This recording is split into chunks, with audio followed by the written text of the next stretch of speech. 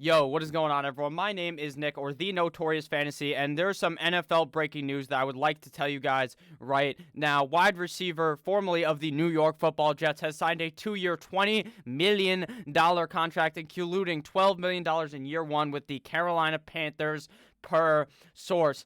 And then Adam Schefter reported some more news that the wide receiver who is now of the Panthers, Robby Anderson, played at Temple for Matt Rule. So obviously they are going to go ahead and join up together there. But also some news, PJ Walker also played at Temple for Matt Rule. But I don't think that is too much news considering Teddy B is the guy right now for the Carolina Panthers. So what does this mean for the Carolina Panthers? Well, it means that they definitely will need to actually have a quarterback that is good. Teddy Bridgewater, to me, is not that great. I think they will be fine, though. The Carolina Panthers are trying to maybe win now with this signing, but I don't think that Robby Anderson is really all that great. I think that is a good move football-wise for the team, trying to bring in another wide receiver opposite of DJ Moore and another guy they can give the ball to so that Christian McCaffrey doesn't have to get the ball 7 million times per fucking game. So obviously that is advantageous for the Carolina Panthers. Now for fantasy, what does this mean?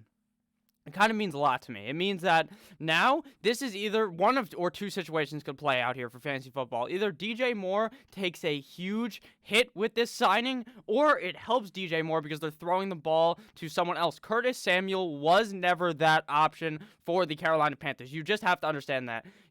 Curtis Samuel was never that guy. He was never the elite talent that they hoped he would be. I know a lot of people last season in fantasy football believe that Curtis Samuel and DJ Moore were kind of a 1A, 1B situation, myself included. I thought Curtis Samuel was better than he was, but it turned out he just was not. Now, Robby Anderson goes from a team where he had mono man Sam Darnold throwing the ball to Teddy Bridgewater now, so it's obviously not two ideal situations for Robby Anderson. I much would have preferred Robby Anderson go to like the Green Bay Packers, where I think that he would have a good quarterback and would be able to get a lot of opportunity to do great for fantasy football. For fantasy football, this makes either DJ Moore will probably be around the same as he was last year.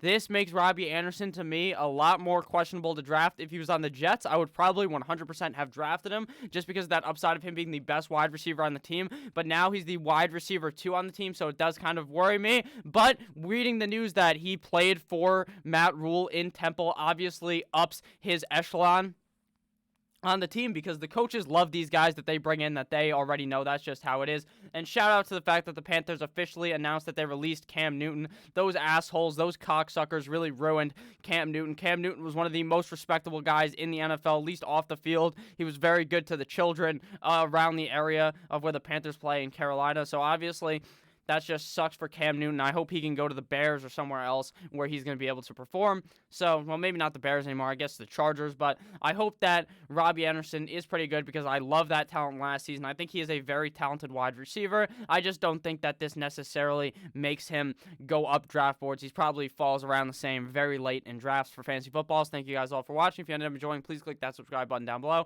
I love each and every single one of you guys. Make sure you have a blessed rest of your day. Goodbye.